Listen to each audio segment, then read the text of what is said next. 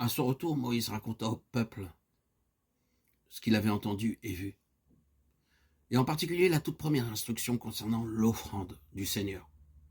Et l'Éternel parla à Moïse, disant, « Parle aux fils d'Israël, et qu'ils prennent pour moi une offrande élevée. Et vous prendrez mon offrande élevée de tout homme qui aura un esprit libéral. » Exode 25, 1, 2.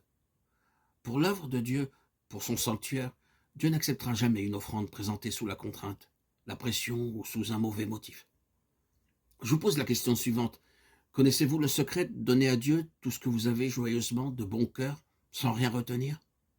Savez-vous comment donner à Dieu le meilleur de vous-même? Il y a quelque temps de cela, un homme vint me voir et me dit, « Pouvez-vous aider mon fils? J'ai essayé d'éduquer, mais il a failli depuis de nombreuses années. J'ai essayé de lui enseigner une profession, à conduire le métier de tailleur, mais il n'a aucune capacité. Faites-le devenir prédicateur. » C'est ce que pensent les gens. Si leur fils ou leurs filles sont très intelligents, ils prieront ainsi, « Oh Dieu, nous voulons que notre garçon soit docteur ou homme de loi, ingénieur. » Mais quand le garçon n'est pas bon, ils diront, « Seigneur, je te le donne pour ton service, puisqu'il a manqué son examen à l'université, qu'il travaille pour toi. » Vous désirez des filles et des garçons intelligents, qu'ils fassent des progrès dans ce monde, mais de ceux qui ne sont pas doués, vous dites qu'ils deviennent des prédicateurs. Si c'est ainsi que vous raisonnez, vous n'avez encore jamais appris la joie de donner à Dieu la meilleure part. Pouvez-vous me citer une plus grande joie que celle de servir Dieu? Ceux qui savent comment servir Dieu sont les hommes les plus hautement honorés. Servir Dieu est en fait le grand honneur que nous puissions recevoir. Ce que nous donnons à Dieu n'est jamais gaspillé, que ce soit de l'argent, du temps, de l'énergie ou des enfants. Qui plus est, tout est multiplié au-delà de ce que nous avons donné. Combien sommes-nous avares lorsque nous venons donner à Dieu?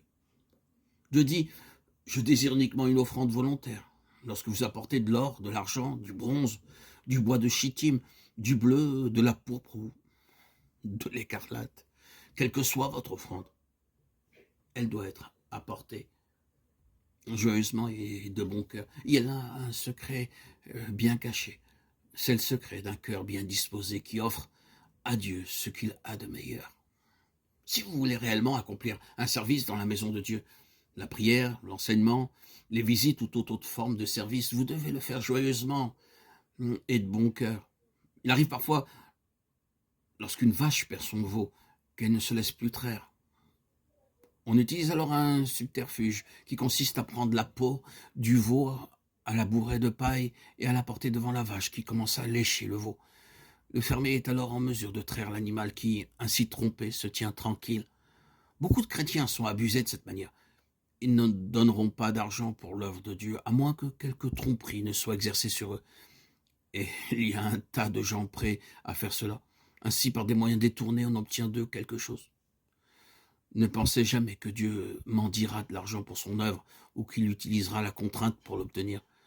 De l'argent ainsi donné, Dieu n'en utilisera jamais. Les hommes peuvent accepter cela, mais Dieu ne fera jamais ainsi. Ce sont des procédés qu'il a en horreur. Ce que Dieu veut, c'est une offrande volontaire et joyeuse. Vous devez donner comme le Saint-Esprit vous en fait voir la nécessité. Ceux qui font autrement ne peuvent pas apprendre la véritable signification de la maison de Dieu. Ce qui est apporté par contrainte, Dieu ne le prendra jamais.